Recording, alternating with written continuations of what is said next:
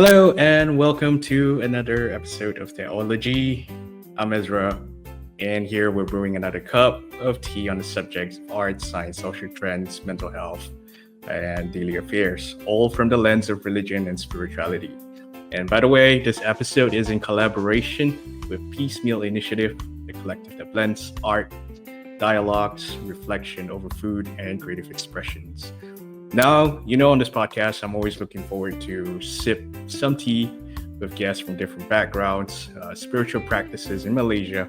And today, I'm excited to be joined by Harith Azdi, a brother whom I met over poetry open mic session. And Harith hails from the capital Kuala Lumpur, and he's a businessman by day, but he enjoys sports and poetry in his free time. Harith and his wife Sarah volunteer and run projects with PeaceMeal, and that is basically something that we're going to talk about. So, thanks for being on the show, Harith. How are you doing today? Yeah, thank you so much. I'm honored. I'm excited. Alhamdulillah. I'm doing good. I think this is probably one of the most fruitful conversation, fruitful outcomes from the poetry night I've ever hosted. Meeting you and everything, and now leads to this as well, which is I'm so grateful for. Yeah, alhamdulillah. Amazing. Alhamdulillah. So before we kind of dive deeper, maybe you could just share to us what exactly is PeaceMeal, what inspired the initiative, and how has it been received in Malaysia so far? So PeaceMeal is for everyone. PeaceMeal is an NGO. It's an organization founded by two of our brothers, Zain Al-Haddad and also Ahmad, who is also an owner of Mukha Cafe in TTDI. So they founded it back in 2012.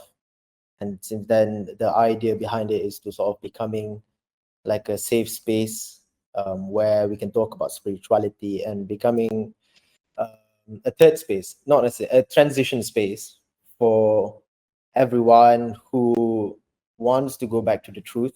And in Islamic perspective, the truth is the God, in a safe manner, in a safe place, and come as they are, have a conversation over food. Hence why the peace and meal, having food and conversation about spirituality, religious, any other stuff, to sort of like over food. Yeah, so that was the initial idea back then. Also concurrently with the cafe back then. Yeah, and now it has grown quite big. We have a huge number of volunteers.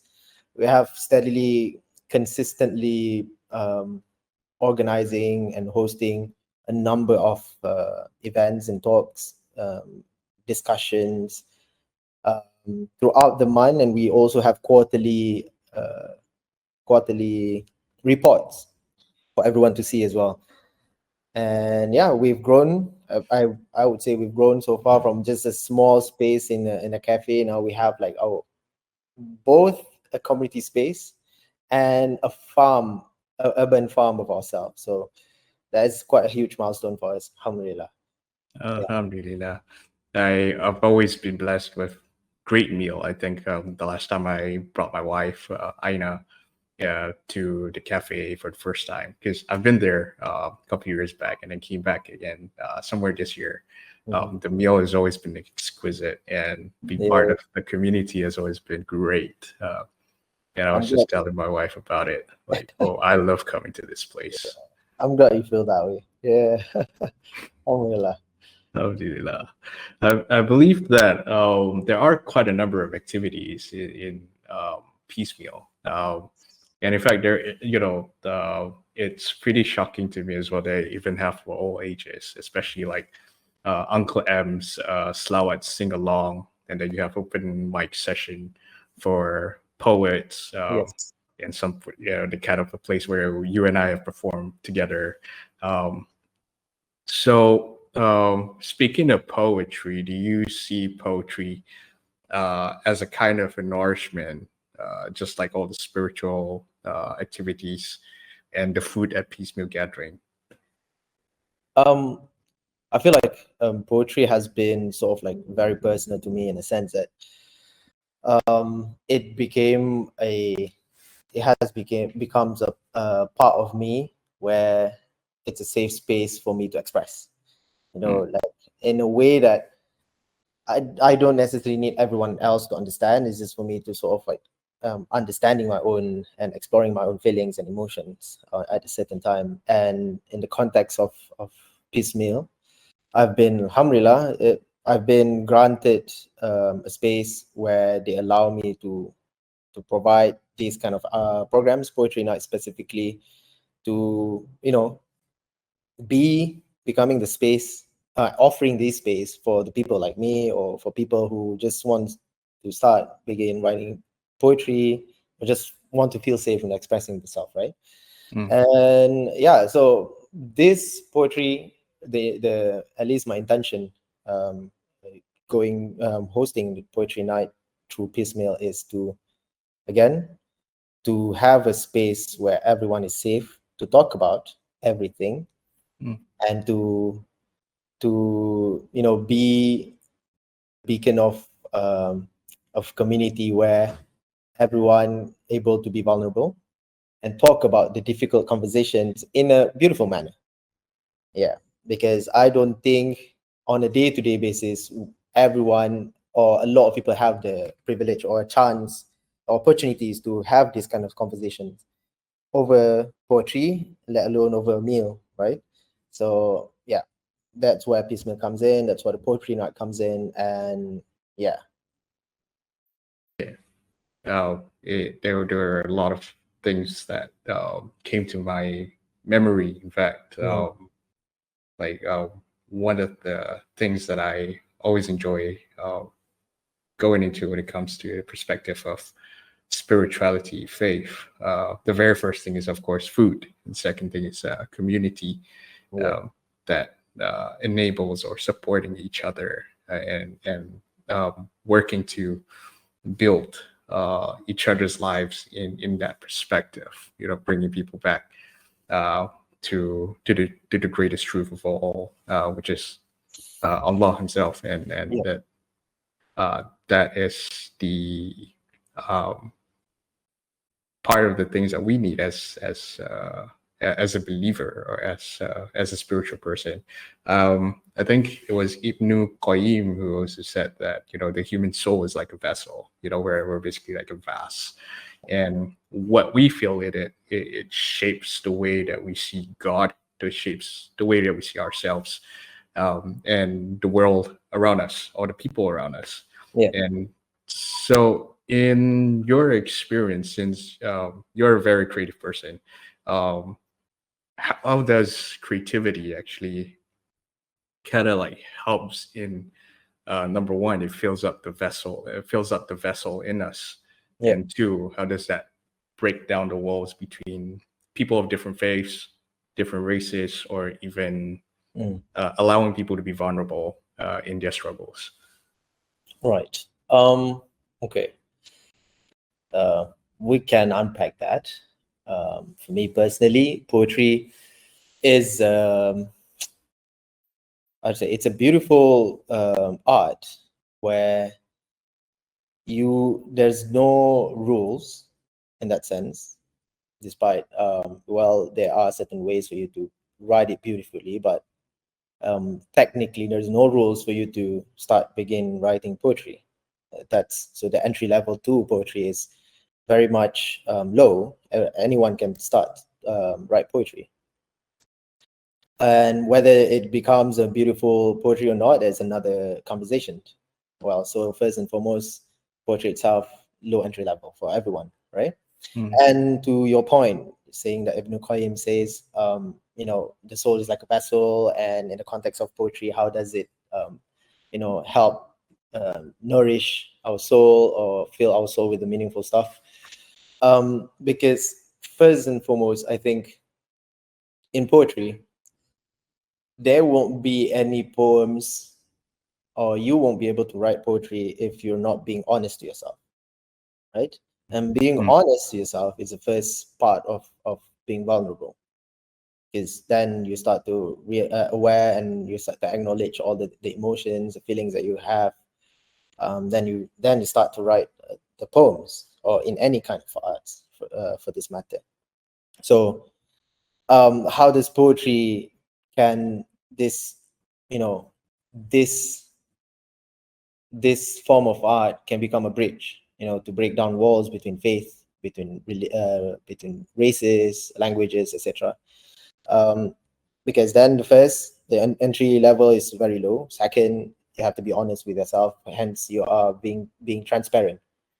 And to start within the realm of poetry, once you become transparent in your writings, that's where the basic or the most core parts of you being a human being can be relatable to everyone across the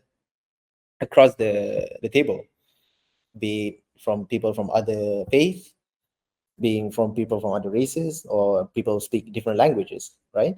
And with this, in that sense,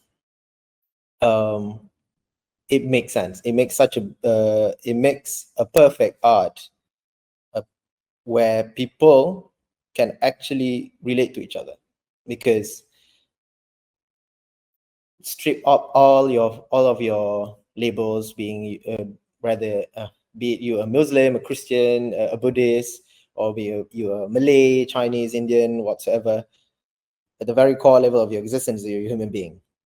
And human being tends to recognize how other human beings feel, because they feel the same things, right? So there's that.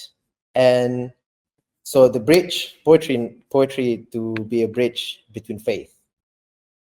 I feel like in poetry, like I said, there's no rules, and it's a fertile ground for people to express their longings, right? Be it in love, be it in whatever, and of course, in this specific nature is in longingness towards God. And as you can see in like the works of Rumi, Hafiz, the works of possibly some of the S. Eliot's, and that that perspective, or that feelings or emotions of longingness towards God, is relatable to everyone, right? As a Christian, you long towards God, and you relate it. You can find peace, etc., in Jesus, whatsoever. In their own God, in Buddhists, etc., they find peace, and in Muslims, we find peace in Allah subhanahu wa ta'ala. And hence, this theme of longingness between faith in poetry is relatable to everyone. And between races, again, emotions. Like I said, other than you being a Malay or any, you define yourself as a race, you first and foremost, you're a man or a woman or a human being. And to get that, to, how do I say, to break down the walls between races is through emotions, because then you start to realize that we're not different at all, right? We have a lot more similarities than just what we've been born into these labels that we've attached our identity to, that we forgot that our nature, first and foremost, of existence, the facticity of our existence, is that we're human beings first and foremost. Yeah. So there's that. Once you have established that through poetry, everyone starts like, okay, you know what? You're not different. You're a Malay Muslim. You feel sad. You feel angry. You feel betrayed. You feel all kinds, range of emotions. And if you're a Chinese and Indian, even if you're African, everyone feels the same thing, right? They tap into these all ranges of emotions, which in poetry is amazing fuel to write. Can be a meaningful masterpiece of poems, right? Yeah.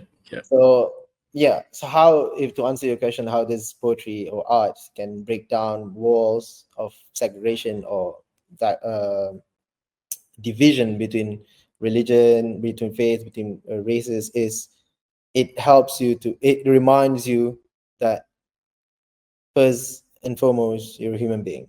Yeah, so that's the first point of relation that people can relate to. Yeah. I recall there was one occasion where this was my life before I decided to write something different today, and I think somewhere in 2017 or 2018, somewhere almost at the end of those one of those years. I was in a spoken word show. I was performing, and I mean, back then I was technically involved with, I was known as a Jesus poet at that time because I used to write it in Christian. Yeah, except that I'm no longer a Jesus poet that I am. That I used to be. I'm technically a different poet now. I'm more of the Rumi now. Yeah, the Rumi. And it raised a bar to people. Some people are able to perceive it well, and positively.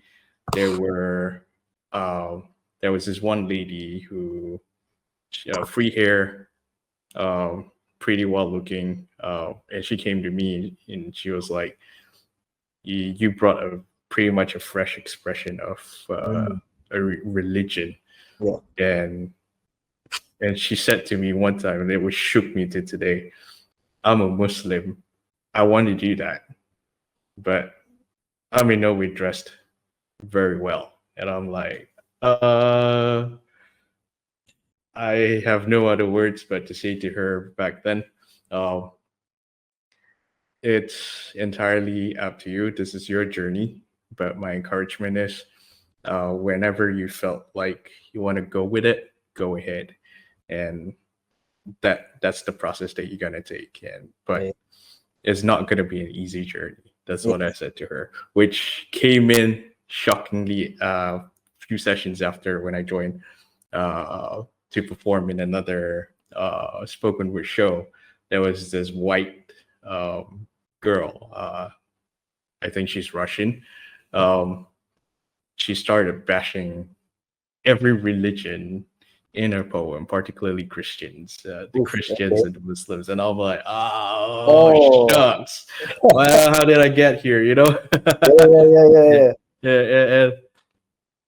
And whenever I'm around, she would start bashing religion in her poems, and she would recycle the same poem over and over again, just to, kind of like bring up the hatred in people. And that is kind of something that I always thought of, because poetry seems to be like or poetry or arts generally, it's like a contested space.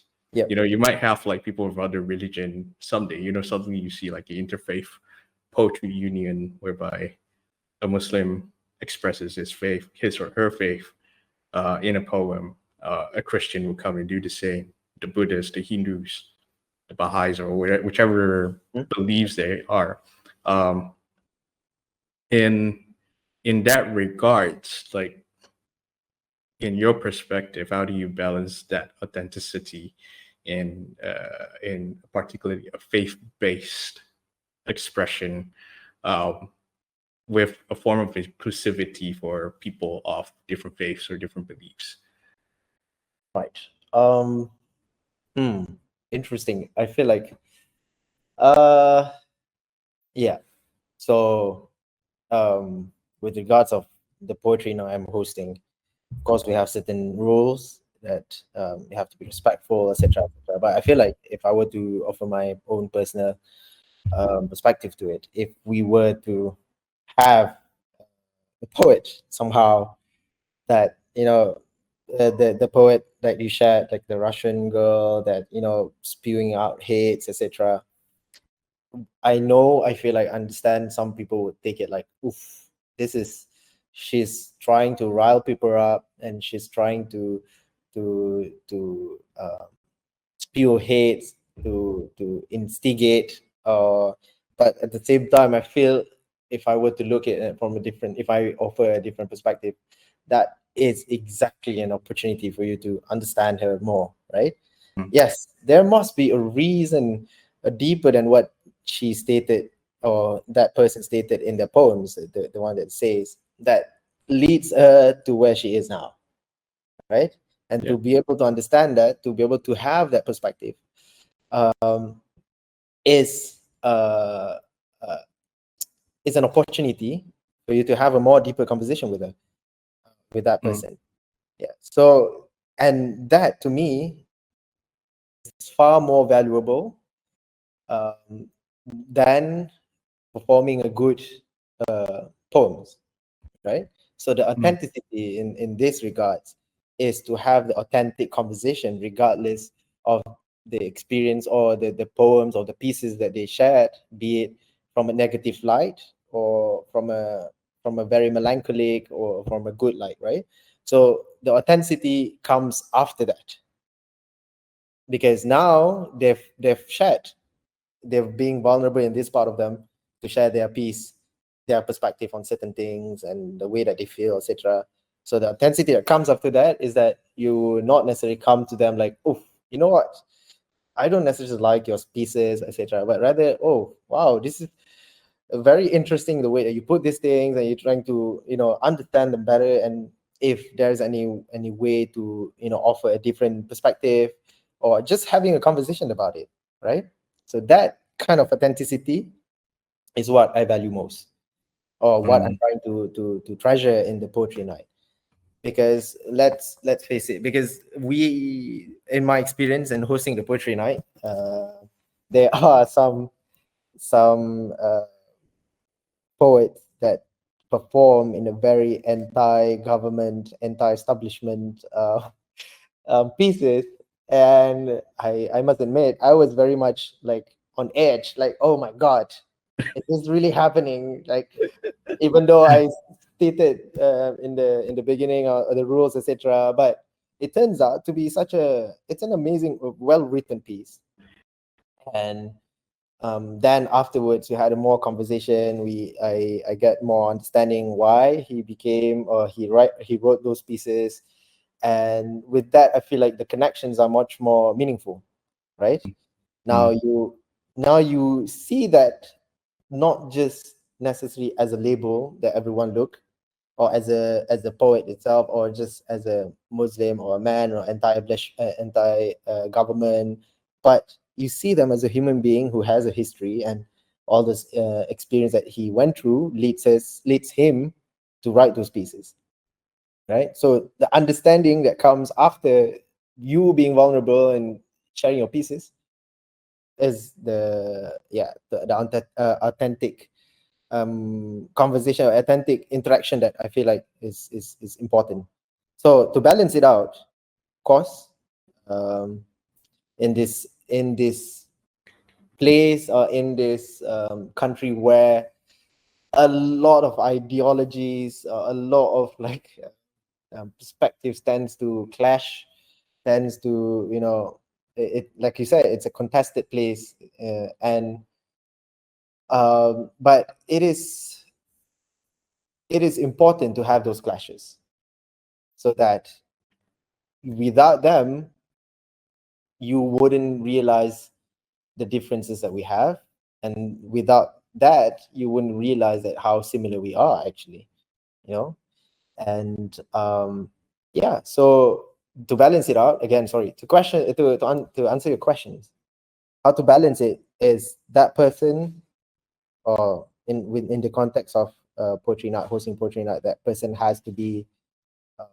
more see the bigger picture of just the pieces, or the poet itself, right? Because to see them as a person, to see them as a work in progress, as we all are, and to see them that they are actually on a journey as well, as in the different phases in life, right? So yeah, with that, you have to have the understanding to balance the authenticity. You can feel rage. You can perform your rage poems. You can perform all your this quote unquote negative or critical poems, but still at the same time being understanding, right? Yeah. So to put it plainly, to be understanding and to be open to learn, and to know that people are just on a different phase of life. So that's how, at least how I do it, to balance the authenticity in the midst of everything else. Yeah. Yeah, sounds great. Yeah. So we'll be taking a short break and we'll be back with another round to explore even further on art, poetry, spirituality, and even piecemeal. So stay tuned.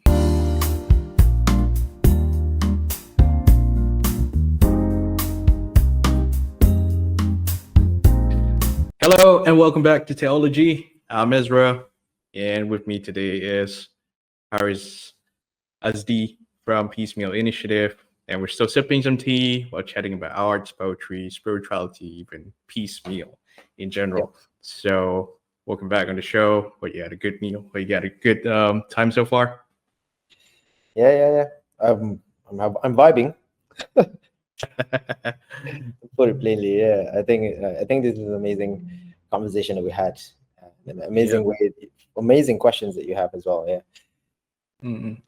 Great. So I'm having a orange juice over here instead of a tea. So earlier you shared about the heart behind piecemeal and some of the we even shared about some of the crazy stuffs uh, behind the activities that has been done. So let's just deep dipper into that.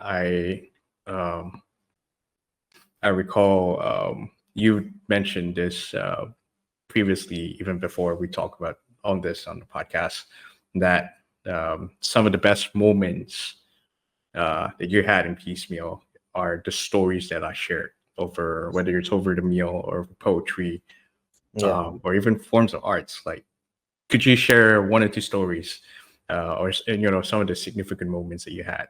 Yeah, of course. Yeah. Oh, yeah.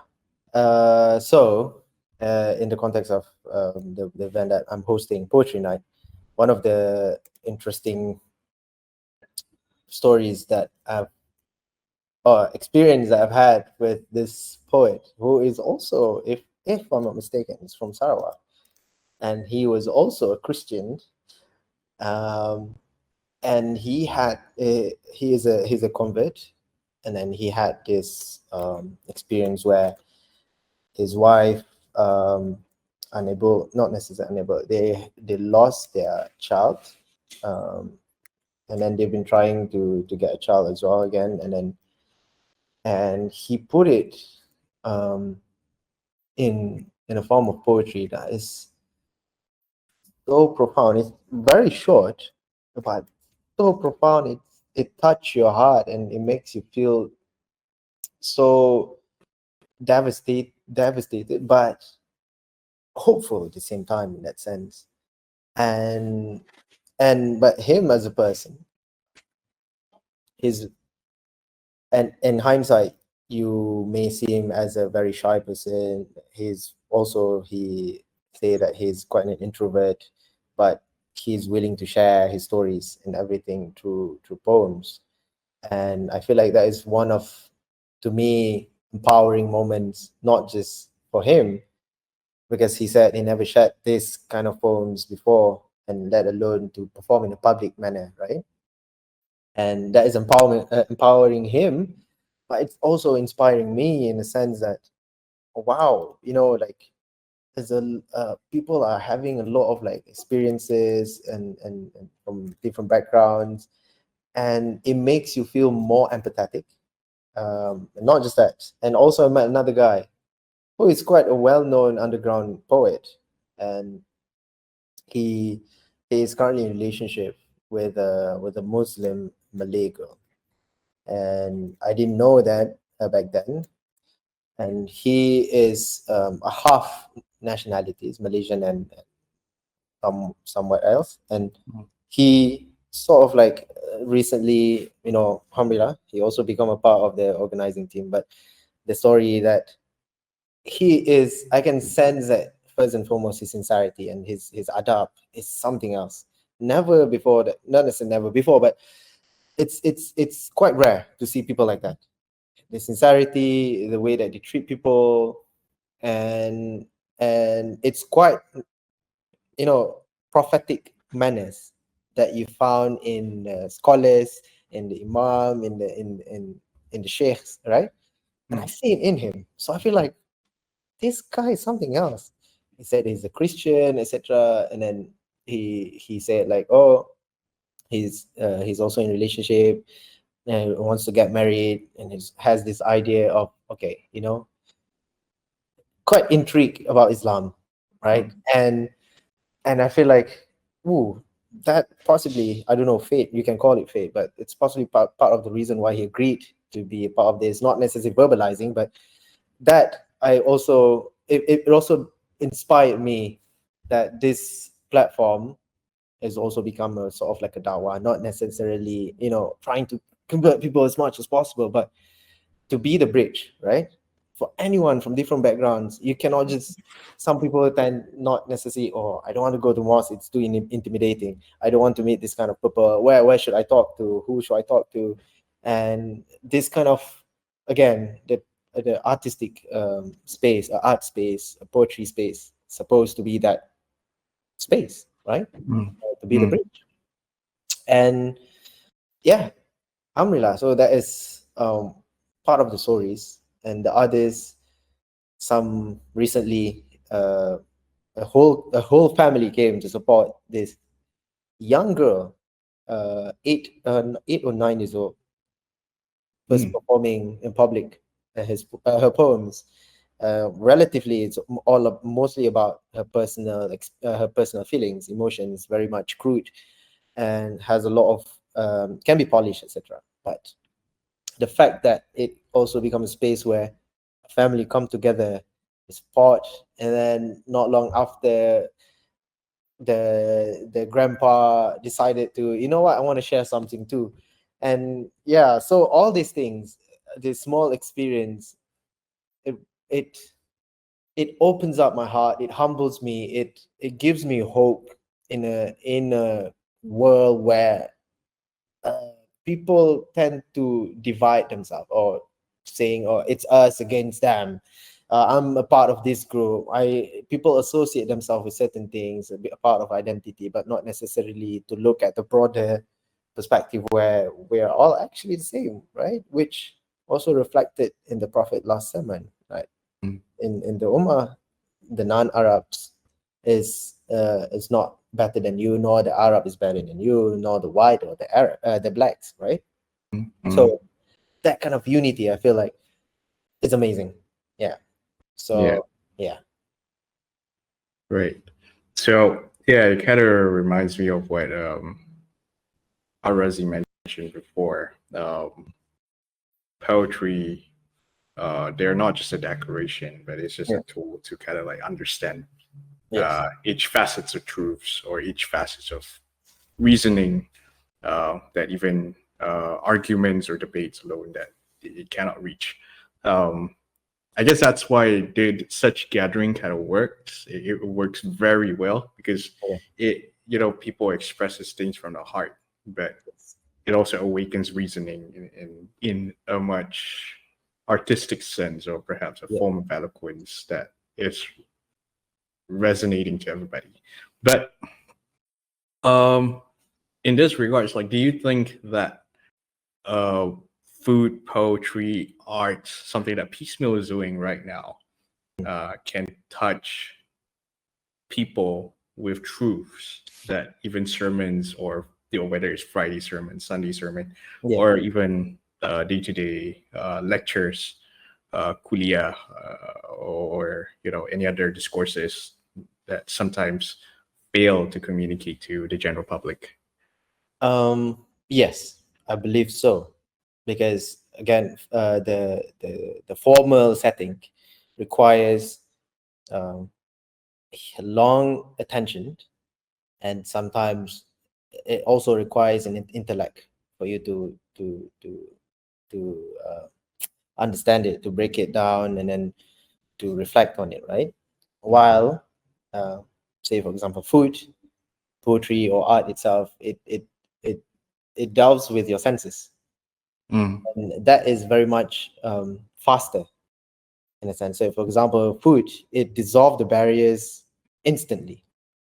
Say we sit together, and we sit together, we eat together, that instantly, like, there's not necessarily a huge barrier that you cannot overlook, you cannot overcome, right? You've come together, you eat, and then it's just become naturally for you to have a conversation and talk about, because when you're eating together, you instantly feel as a community, as a friend or as a someone, right?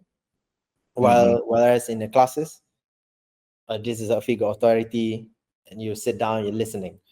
That becomes, it takes a lot more energy and talk. It takes a lot more time and space for you to, understanding it. Well, food, and also poetry, as you mentioned. Um, like I said, poetry, when you talk about the emotions of being a human being, etc., and it breaks down the walls of of um, of emotions. It makes you feel vulnerable and hence more relatable to people, and makes that instantly helps people to connect with you or relate to you for the things that they also might have feel. Because I believe I read this somewhere. People say that poetry is, you will only realize poetry is important when you couldn't express what you feel yourself, right? So then you tend to, like, look for ways to express it, and you read something and you feel like, oh, that's exactly how I feel. You feel like the entire mountains is crushed on your chest, etc. So, and that's where the linguistic, the literature comes in, right? Mm-hmm. And I feel like that, um sort of like, how do I say it, it helps to deliver the message, the essence of the message. Because, again, as a human being, you feel with your five senses. And of course, lastly, like you said, food, poetry, and art. So art, visuals.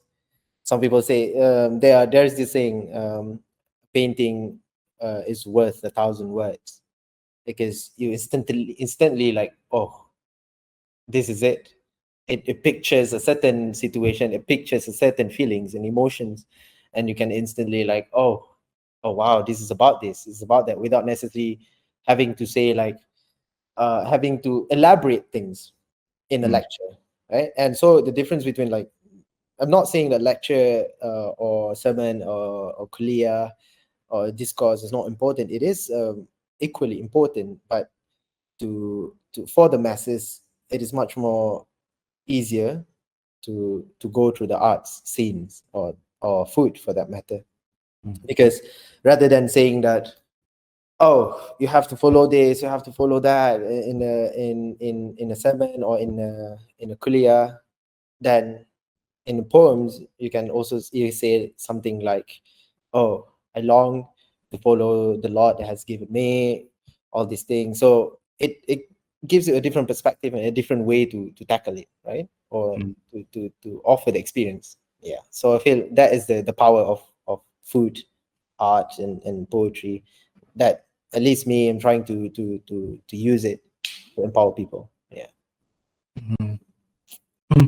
Oh, again, I'm gonna quote this guy by the name of Ibn Qayyim. I think I've been quoting him twice now. Yeah, I need to um, read his works then now. yeah, it's hard to avoid that.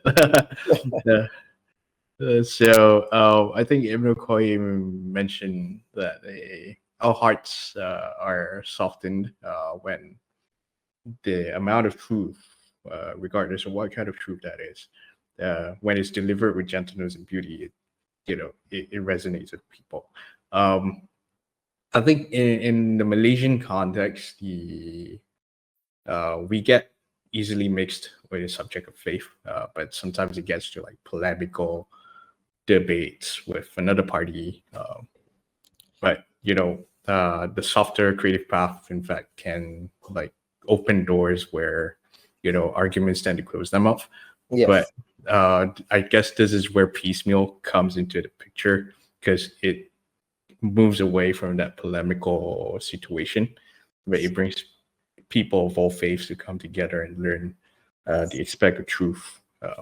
And so, uh, how do you see piecemeal evolving, especially in the Malaysian context? Like, will it stay small, will it stay intimate, or do you envision it like becoming like such a large movement in Malaysia itself? I, of course, there is a hope that majority of the masses sort of like understand what we're doing, and sort of like adopting it, if not everything, but at least a parcel of it, because there's a lot of good things that you can take from PeaceMeal, right? Not just in terms of knowledge, not in terms of spirituality, not just in terms of the community, but the spirit of togetherness, right? Under the eyes of God. So yes, personally, it's again, I'm not the founder. I'm just a volunteer. So the disclaimer. Of course, I would love to see PeaceMeal to, or at least bodies or organizations popping up, organizations like PeaceMeal popping up everywhere, because PeaceMeal is very much based in TTDI and very much centered, heavily supported by the communities here in TTDI. So it's very localized in that sense. And so I would urge other people as well to, start something as a community as well, because believe it or not, but I would say 99% of everything that we do is out of volunteerism, and it's out of pure sincerity, to help other people, to bring people together, to share what we could. And yeah, it's just that I feel for us to grow in the near future, bigger or going somewhere, probably not. But growing in the sense of the method of creating communities or being adopted somewhere, not necessarily just in the country or elsewhere, is, I believe, there are people who are trying to do that. Yeah. Mhm. But yeah, again, I feel like I also want to touch on PeaceMeal. We don't necessarily, again, want to convert people per se. It's just that um, we prioritize small wins, in a sense that if you come to our sessions, etc., and you become a better person, be it where you never smile, you came to our sessions in any of event, and then you came out of it smiling, that is much more important to us, that we value that as a big win. To people, it might look like a small win, but to us, it's like a big win to influence people to be better. Yeah. Alhamdulillah. Well, we've sipped enough of our cup of tea, or perhaps orange juice earlier. And that means we've come to an end of this episode. So thank you once again, Harith. Yeah, thank you so For much for having me, really. amazing. Great. To our listeners, thank you for tuning in. And for more updates, for more highlights, do follow us on Facebook, Instagram, and Spotify. Yeah. Until next time, keep sipping some tea, keep searching for beauty. God bless.